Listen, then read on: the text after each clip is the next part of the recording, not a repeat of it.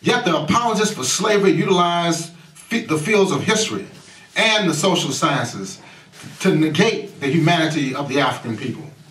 This unscientific approach to the study of African people in American society served as a rationalization for the exploitation and exploitation of African people. Now, these racist notions of the innate inferiority of African people permeates the writings of such well-known American historians such as Aldrich B. Phillips, who used to teach at the University of Michigan during the early part of the 20th century. He was very prominent in academia during this time period. Phillips' views related to the slave and master relationship contends that they are the natural order of things between Africans and Europeans. In his book entitled American Negro Slavery, a survey of the supply, employment, and control of Negro labor as determined by the plantation regime, there's a chapter on law and state force where he claims that, quote, in many lawyers' briefs and court decisions, it has been said that slavery could exist only by force of positive legislation. This is not historically valid, according to Phillips. For in virtually every American community where it existed at all, the institution was first established by custom alone and was merely recognized by statutes when these came to be enacted. Indeed, the chief purpose of the laws were given sanction and assurance to the racial and industrial adjustments already operative, unquote. And reading the above quotation, an interpretation could be made that laws created to confine, suppress, and ensure the continued oppression and exploitation of African slaves served as a rationalization for the political and economic status quo. These laws designed to restrict the movement and expression of African slaves have their origins during the earliest periods of the Atlantic trade and human cargo in the American colonies. As far back as 1693 in Pennsylvania, the colonial governor and council passed an ordinance designed to limit the street gatherings of Africans who do not have permission from a slave owner or a white person to travel in the city of Philadelphia. This was in 1693. This law required that any African male or female caught in the street without proper papers should be taken to jail for one night without being given food or drink. In addition, the ordinance mandated the public whipping of the Africans found guilty of the said offense with 39 lashes against their bare backs and the payment of $15 to the person who administered the beating by the owner of the African slave. So they hired the jailers to beat the slaves, and then they sent a bill to the slave owner. During the antebellum period of the 18th and 19th centuries, the laws restricting the movement and expression of African slaves increased in number and severity. In the southern border state of Tennessee, laws were passed in 1803 which prohibited anyone to voice sentiments that could be interpreted as disrespectful to a slave owner, particularly in the presence of slaves. Also, these same laws disallowed any language that advocated insurrection against the slave system. Any discussion or speeches related to the notions of emancipation, rebellion, or conspiracy fell under the rubric of this act. An 1836 law in the same state mandated that any person distributing literature that encouraged disruption or insolence among Africans, slave or free, was committing an act of felony punishable by 10 to 20 years in prison.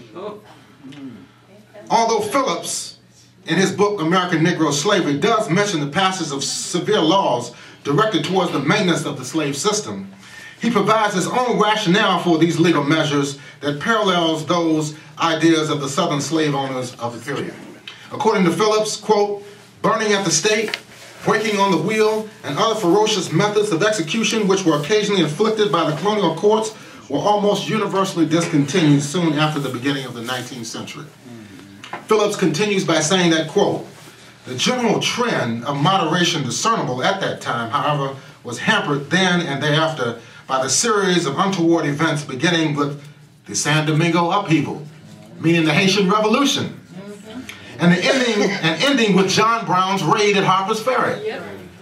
In particular, the rise of the garrison agitation and the quickly ensuing Nat Turner revolt occasioned together a wave of reactionary legislation the whole South over, prohibiting the literary instruction of Negroes, stiffening the patrol system, restricting manumissions, and diminishing the already limited liberties of free Negroes.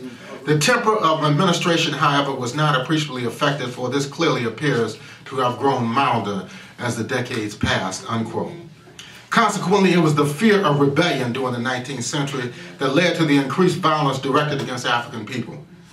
By articulating this rationale, Phillips perhaps unconsciously provides a glimpse of the widespread discontent among Africans during the 19th century and the heightened degree of legal and extra-legal repression geared towards the suppression of the slaves and their free counterparts. In relationship to lynching, Phillips contends that these acts of cruelty that were largely supported by the criminal justice system and the Euro-American popular culture of the era were a spontaneous response to heinous criminal actions carried out by blacks. He says that, quote, lynchings indeed, while far from habitual, were frequent enough to link the South with the frontier West of the time. The victims were not only rapists, but Negro malefactors of sundry sorts, and occasionally white offenders as well. Phillips goes on to state that, quote, in some cases, fairly full accounts of such episodes are available, but more commonly the record extant is laconic. Thus, the Virginia archives have under date of 1791 an affidavit reciting that, quote, Ralph Singo and James Richard had, in January last, in Accomack County, been hung by a bank of disguised men, numbering from 6 to 15. And a Georgia newspaper in 1860 stated the following, quote, it is reported that Mr. William Smith was killed by a Negro on Saturday evening at Bowling Green in Oglethorpe County.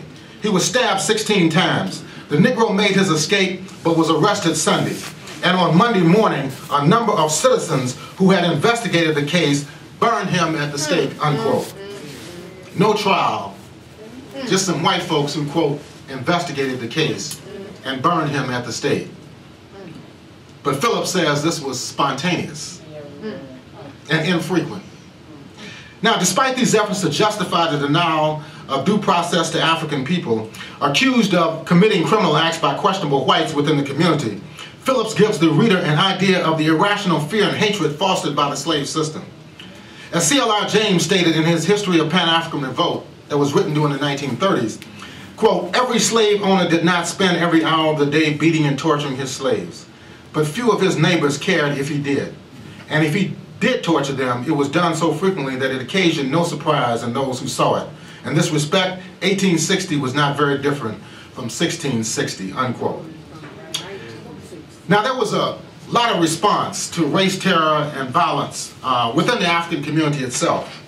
With the formation of independent African organizations and religious institutions during slavery and after the Civil War that legally ended human bondage in the United States, the aspirations related to repatriation versus abolitionism became more interrelated, often after a major push towards immigration goals. The objective conditions would arise requiring near total preoccupation with developments in North America. So you had both the struggle to abolish slavery on the one hand, and then at the same time there were different currents in the African American community that fought to repatriate back to Africa. Many people felt that, hey, it's useless staying here in this country.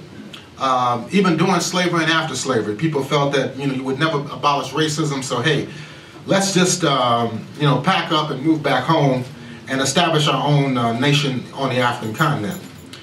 However, the fact of the matter is that it took resources to do this, and the fact that we were an oppressed people and didn't have the resources, it forced the majority of us to stay here and fight it out on American soil. Now, there were many, many organizations that developed during the 19th century. And the reason why I'm bringing this out is because even prior to the 20th century and prior to the advent of socialist movements in the United States, African people resisted oppression. In fact, it was the coming together of the resistance of African people and the European socialist movements that developed strongly during the 19th and the 20th centuries that actually laid the groundwork for many of the political battles that were waged during the 20th century. Now, some of the early socialist movements in Europe developed during the 19th century, well, actually during the 18th century. There were challenges to the advent of slavery, colonialism, and national oppression within European society itself, even though the ruling elites in Europe were pretty repressive and exploitative. But you did have the development of currents that developed some type of consciousness in regard to how African people and indigenous people were treated.